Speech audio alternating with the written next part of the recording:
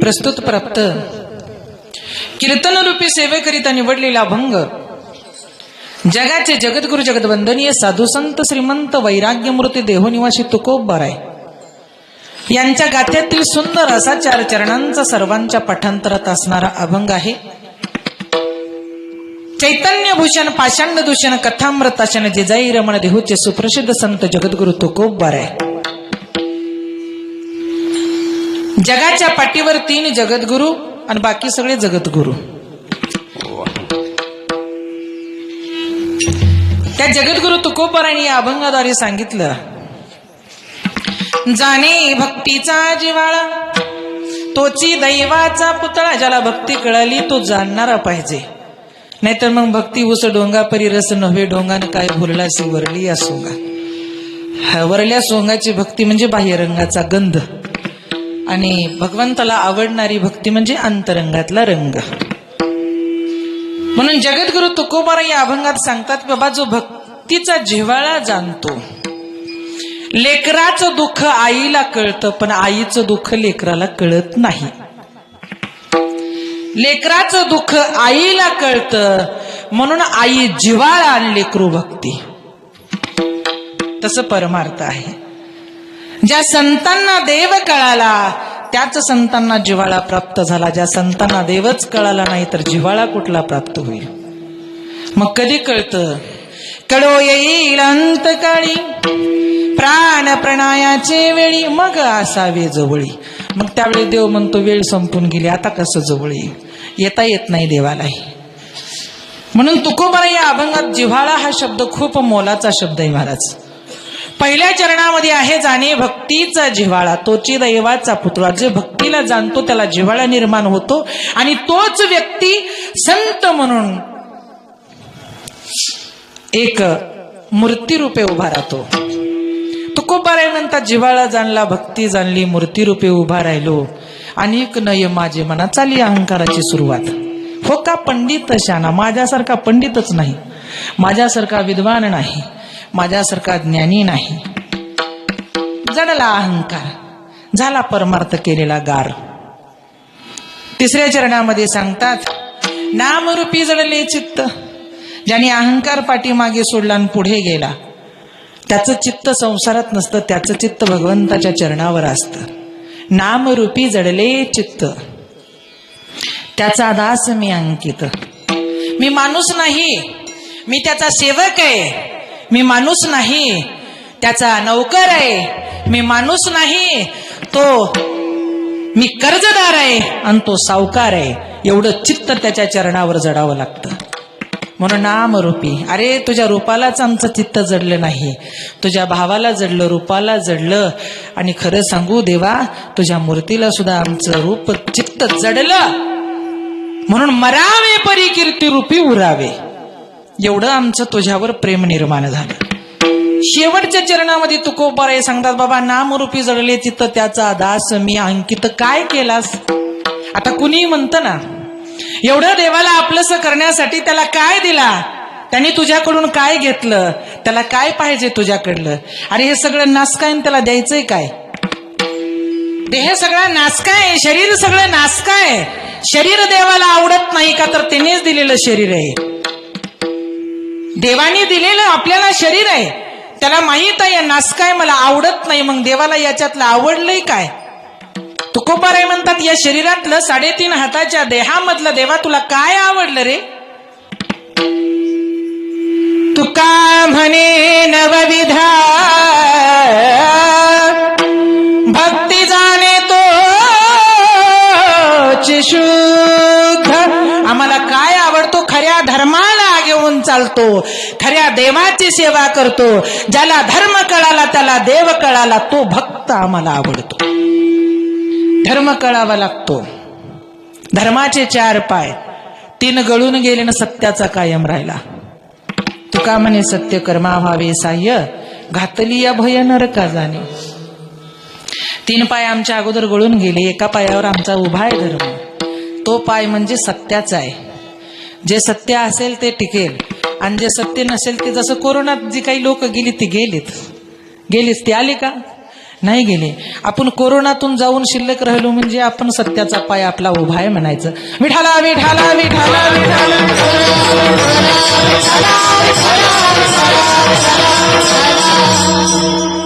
सत्याचा पाय उभा आपला असल्यामुळे सुंदर हा भव्य दिव्य अखंड हरिनाम सप्ताह मौजे पंढरगुळी प्रतिवर्षाप्रमाणे याही वर्षी चालत असलेला नाम यज्ञ सोहळा वर्ष 35वे वर्ष, 32वे वर्ष, 32व्या वर्षामध्ये मला वाटतं ही माझी 5व्या वर्षाची सेवा आहे. योगायोग आहे, मध्ये रिकाम्या जागा भरा गेल्या. खरं तरी हा नामयज्ञ सोहळा दत्त भगवंताच्या कृपेने चालतो, पण निमित्ताचा धनी केला असे प्राणी. माणूस एक निमित्त कारण असतो. आणि खरं सांगू का, जेथे मला महिला सप्ताह होतो तिथला खूप सप्ताह आवडतो. काय आहे माहिती नाही, पण काय गुण आहे की कसलाही असो, मग ते छोटा असो मोठा असो, सप्ताह छोटा मोठा नसतो, का तर त्यामध्ये भगवंतच असतो. दररोज कीर्तन करणं वेगळं वाटतं आणि महिला सप्ताह म्हणले की मला थोडं वेगळंच वाटतं, म्हणजे माझ्या जातीचे मला भेटले असं वाटतं थोडक्यात. हा, आमचे डॉक्टर साहेब हे खूप याच्यातून जिवंत राहिले, म्हणजे ही भगवंताची पोच पावते. राहिलेल्या आयुष्यामध्ये फक्त भजन करायचंय. भजन देवे दिला देह भजना गोमटा तोया झाला बाटा बाधिकेचा. जे आयुष्य कोरोनामधून बाकी शिल्लक राहिलं ना, ते फक्त भगवंत दत्तानी ठेवलं, का तर माझी सेवा तुझ्याकडून करून घ्यायची आहे. आणि आमच्या डॉक्टर साहेबाला पाठिंबा आमचे हरिभक्त पारायण अशोक महाराज पाटील. तळमळ आहे परमार्थाविषयी महाराज, म्हणून जाणे भक्तीचा जिव्हाळा. परमार्थाविषयी माणसाला तळमळ असला पाहिजे, पण एकट्याची तळमळ असून चालते का हो? नाही, तुमचा सर्वांचा पाठिंबा असला पाहिजे. आणि जर तुम्ही पाठिंबा दिला तरच हे कार्य घडणार आहे. तुम्ही पाठिंबा नाही दिला तर हे कार्य घडणार नाही महाराज. म्हणून तुमच्या सर्वांचा पाठिंबा असला की एखादा व्यक्ती पुढे पळतो. पळणाऱ्या व्यक्तीला पाठिंब्याची गरज असते, आणि पळणाऱ्या व्यक्तीला पाठिंबा नाही दिला, माघारी खेचला, तर तो व्यक्ती पळत नसतो. म्हणून आमच्या अशोक महाराज पाटील तेही खूप तळमळीचा परमार्थ आहे. आमच्या ताई साहेब, आता खरं तरी ताई साहेबाचं माझं नातं मला वाटतं पूर्वजन्माचं काहीतरी एकतर माय लेकीचं असेल किंवा बहिणी बहिणीचं असेल. काय देव जाणे, काही कळत नाही, पण जिव्हाळा एवढा निर्माण होतो. हंडरगुळी म्हणलं की आता आम्हाला आमची माणसं भेटतात, आमची माणसं पाहायला मिळतात, हा एक ओघ निर्माण होतो. आणि जिथून ओघ निर्माण होतो ना, मग ती मूर्ती बाह्यरंगाला नसती महाराज, ती मूर्ती अंतरंगाला असते. म्हणून त्या अंतरंग सोहळ्यामध्ये हे तुम्ही सर्वजण माझ्या माता भगिनी टाळ घेऊन आज उभा आहेत.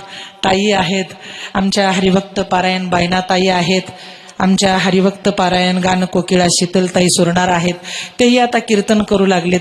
छान आहे, माणसांनी प्रगती करावी. आणि दुसरी गोष्ट आमचे बावगीर महाराज आहेत, तेही महाराज मस्त गातात. शिवछत्रपती शिवाजी महाराजासारख्या मोछा दिसलेल्यात, अशा तंदुरुस्त नंबर 1 गातात. त्याच्या बाजूला आमचे भाऊ आहेत आणि माझा भातचा मृदंगाचार्य, तोही सुंदर इथं तुमच्या गावामध्ये 2-3 वर्ष झालं सेवा करतो आहे, तोही सुंदर मृदंग वाजवतो. आमचे बाबा हार्मोनियमची साथ करतात, त्यांनाही धन्यवाद. आणि पूर्वी कसं होतं, कुठला महाराज कसला महाराज कोण महाराज हा लोकांना माहिती नव्हता. कोणीतरी पत्ता सांगायचा आणि त्या पत्त्यावर त्या महाराजाचा नंबर काढायचा आणि फोन करायचा आणि त्यांची तारीख घ्यायची. पण आज तसं राहिलं नाही.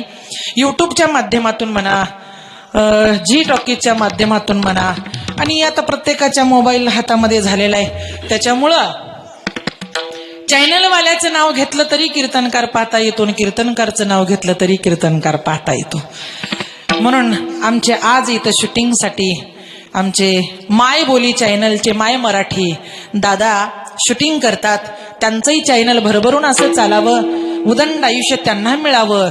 आणि प्रत्येकाच्या मोबाईलमध्ये अगोदर नाव घेता क्षणी माय बोली चॅनल अगोदर प्रस्तुत व्हावं.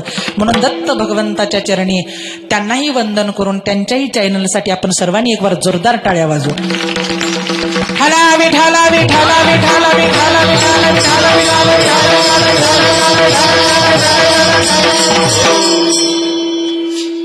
अभंग जगद्गुरु तुकोबा यांचा आहे आणि या सेवेसाठी सुंदर असं साऊंड सिस्टम आहे. त्यांनाही धन्यवाद आणि सेवेला सुरुवात. जाणे भक्तीचा जिव्हाळा. तुकोबाराय सांगतात, आता थोडासा कथा चालू आहे माझी, दररोज कीर्तन असल्यामुळं आवाज थोडा बसलेला आहे, थोडं सर्वांनी सांभाळून घ्या. हा, अभंग जगद्गुरु तुकोबारायांचा आहे. तुकोबाराय सांगतात, माझे बंधुराजी इथं कीर्तनासाठी आज यावर्षी तुमच्या गावात आलेले आहेत, कथेला आले होते, आज सोबत आलेले आहेत, त्यांनाही धन्यवाद. अभंग तुकोबारायांचा आहे. जाणे भक्तीचा जिव्हाळा तोची दैवाचा पुतळा. आणखीन एक मुक्ताबाई गात होती, तिलाही धन्यवाद. तुकोबाराय सांगतात की बाबा, ज्याला जाण आहे त्याला संसार कळतो, ज्याला जाण आहे त्यालाच भक्ती कळते. ज्याला जाण नाही त्याला संसार कळत नाही, ज्याला जाण नाही त्याला भक्तीही कळत नाही. म्हणून अगोदर माणूस म्हणून माणसाची माणुसकी कळाली पाहिजे. माणसाला माणूस जर होता नाही आलं तर त्या माणसाला काहीच होता आलं नाही, आणि जरी काही झाला तरी त्याचा अर्थार्थी अर्थ शिल्लक काहीच राहत नाही. जसं माणसाच्या विषयांची काही आवड असते बघा, शब्द आहे, स्पर्श आहे, रूप आहे, रस आहे आणि गंध आहे. 5 शब्द आहेत म्हणजे 5 अनुकरण आहेत. पहिला आहे शब्द, दुसरा आहे स्पर्श, तिसरा आहे रूप, चौथा आहे रस आणि 5वा आहे गंध. पण गंधाला भुलून भुंगा मरून गेला, रसाला भुलून मासा मरून गेला, रूपाला भुलून पतंग निघून गेला. आणि खरं सांगू, स्पर्श विचार केला तर या हाताचा स्पर्श आहे. हे हात, स्पर्शासाठी हे हात समोर आले पाहिजे. पण खरं साठू शब्द म्हणलं तर बोलण्यासाठी मुख पुढे आलं पाहिजे. देवाला स्पर्श आवडत नाही, देवाला रस आवडत नाही, देवाला रूप आवडत नाही, देवाला गंध आवडत नाही, पण देवाला भक्ताच्या मुखातला शब्द मात्र आवडल्याशिवाय राहत नाही. म्हणून बोले तैसा चाले त्याची वंदावी पाऊले. अगोदर माणसाचं बोलणं योग्य असलं पाहिजे. अरे जगामध्ये माती धरला तर सोनं होईन, पण तुला बोलता येतं का? बोलता आलं पाहिजे. आणि ज्या वेळेस आपल्याला बोलता येतं ना त्यावेळेसच माती धरल्यानंतर सोनं होतं. म्हणून तुकोबाराय सांगतात, शब्द हा सर्वात महत्वाचा आहे. आणि शब्दाची प्रक्रिया किंवा क्रिया आतून येते. ते कोणताही शब्द असू द्या, कडवट असू द्या, मधुर असू द्या, गोड असू द्या. आणि शब्द जर आपला कडवट आला असेल तर माणसं तुटतात. शब्द जर आपला कडवट असेल तर भगवंत तुटतो. शब्द जर आपला गोड असेल तर माणसं जोडली जातात. आणि शब्द जर आपला गोड असेल तर देव जोडला जातो. म्हणून शब्द महत्वाचा आहे. पण शब्द जर असेल आमचा महत्वाचा, भगवंतापर्यंत पोहोचलेला असेल तर ते शब्दामुळे आम्हाला काय प्राप्त होतं? हरी आला हाता, हरी आला हाता,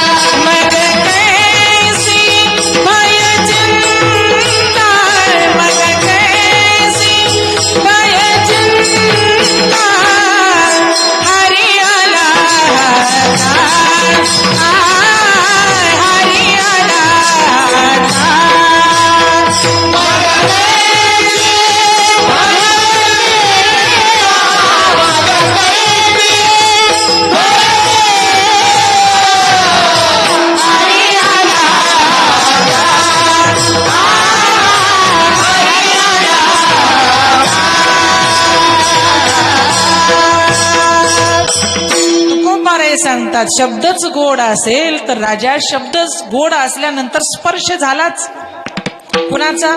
देवाचा आणि आपला. मग आपल्याला गरज कुणाची आहे? देवाचीच आहे ना. देव सखा जरी जग अवघी कृपा करी. आणि ज्याचा देव सखा नाही जग त्याच्यावर कृपा करत नाही. लक्ष द्या. म्हणून शब्दामुळे देव आला हाता. मग कैसी भय नाही, चिंता नाही, बस झाला स्पर्श.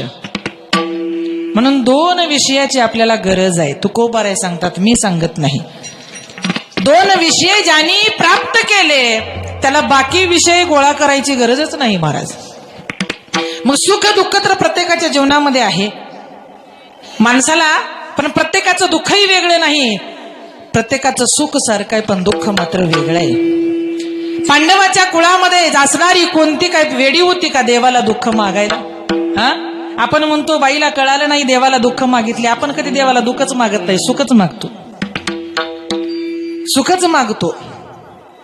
पण बघा, संतांनी देवाला मागत असताना सुद्धा सुख मागितलं नाही, स्वतःसाठी मागितलं नाही. का? त्यांनी संतांनी स्वतःचा विचार केला नाही, पण दुसऱ्याचा विचार मात्र जरूर केला.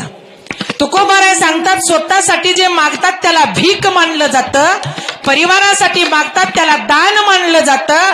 पण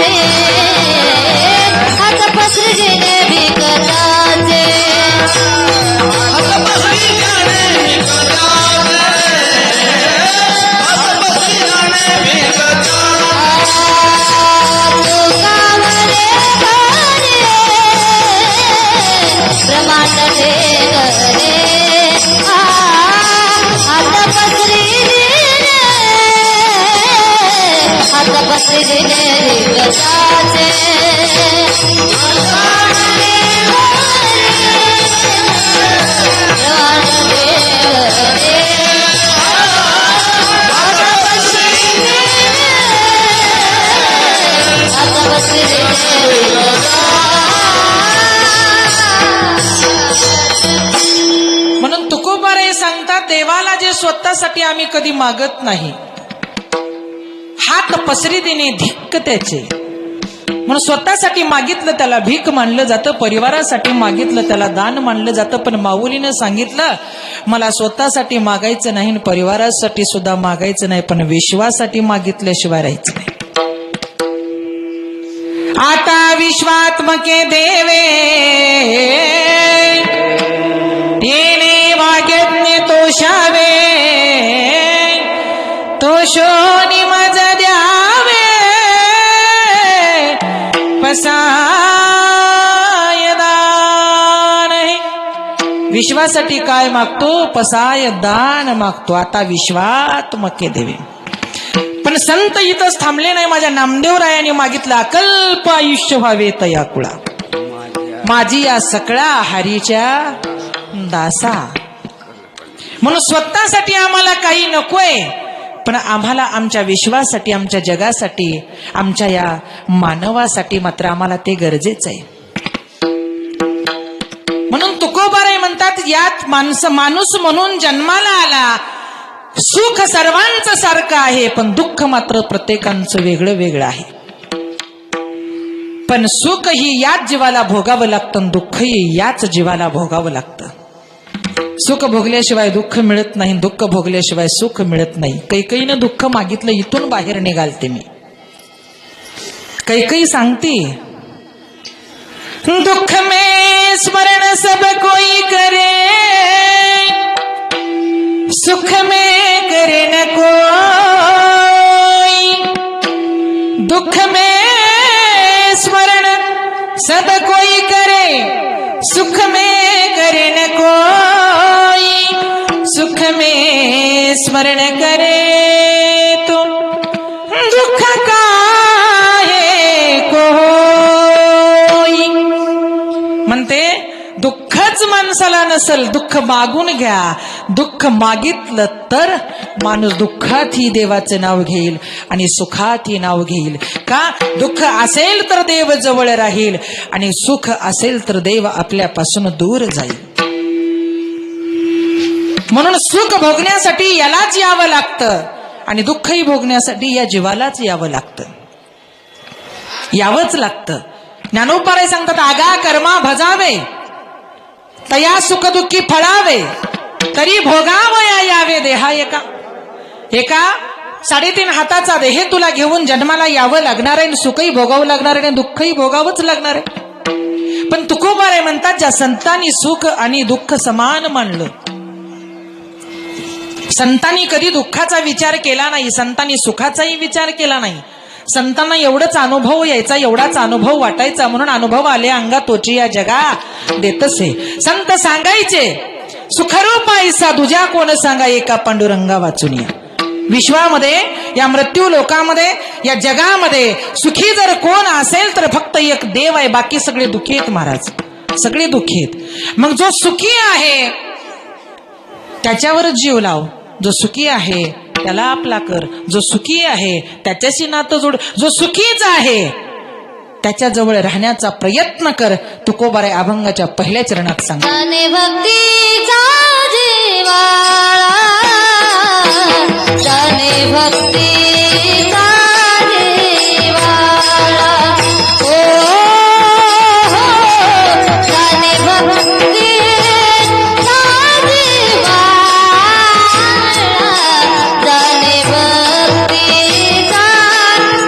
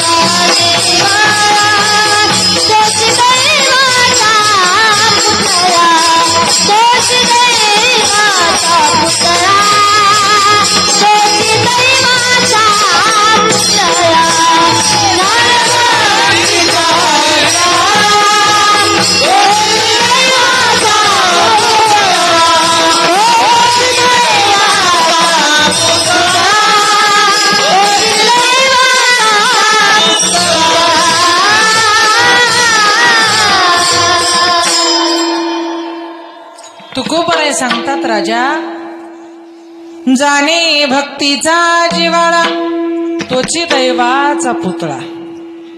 आता दैवाचा पुतळा म्हणजे घरातला एखादाच व्यक्ती भजन करतो, अख्खं घरभार भजन करत नाही. आणि ज्या घरी अख्खं घरभार जरी करत असलं तरी एक जण येताना बाकीच्याला वेळ मिळत नाही, असं असतं. प्रत्येक घरभार भजन करता आपलं घर पूर्ण संप्रदायामध्ये आहे, पण प्रत्येकच दैवाचा पुतळा ठरत नाही महाराज, एखादाच दैवाचा पुतळा ठरतो. आणि जो दैवाचा पुतळा ठरतो तो अख्ख्या कुळाचा उद्धार करतो, अख्ख्या कुळाचा. पण दैवाचा पुतळा ठरण्याच्या अगोदर या देवाला देवपण घ्यायचं असेल तर छनी हातोड्याचा घाव खावा लागतो, तेव्हा मूर्ती रूपानं ते देव निर्माण होतो. डायरेक्ट मूर्ती अशीच नसते. मूर्ती बनवीत असताना कारागिराच्या हाताने देव होण्यासाठी छनी हातोड्याचे घाव खावे लागतात, तेव्हा मूर्ती निर्माण होते. आणि त्या मूर्तीतला देव आपण रंगाला आणि रूपाला आणावं लागतं. आणीला रूपा बळे करुणी खळे हरिदास. जीवाची गरज आहे, तसं या जीवाला मूर्ती रूपे करण्यासाठी या आत्म्याची परमात्म्याला हाक मारण्याची गरज आहे. पण आता सध्या कलियुग आहे. कलियुगामध्ये खूप विचित्र आहे. काही म्हणजे सत्याला त्रास आहे आणि वाईटाचा जय जयकार आहे, हे आपल्या सर्वांनाच माहित आहे.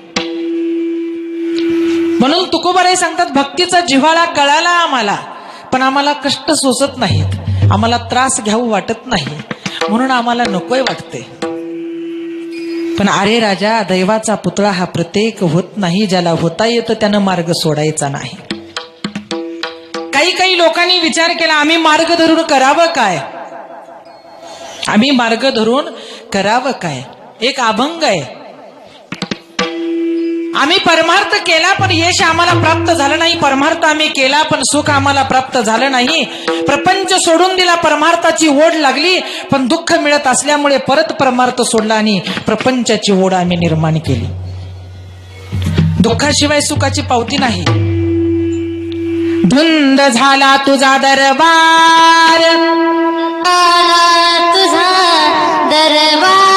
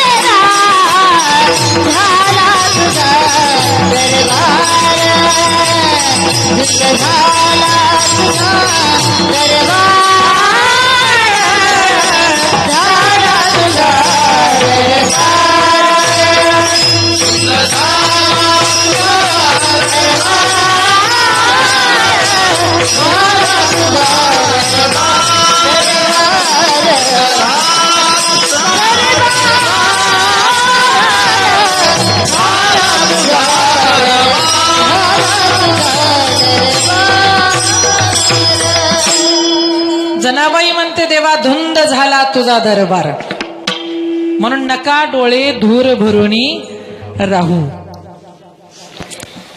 कसा धुंद झाला तुझा दरबार? पुण्यवंत पाताळ लोकी नेला, दारिद्र्यी तो भाग्यवंत केला, कीर्तिवानाचा अपमान केला, चोरट्याचा बहुमान वाढविला.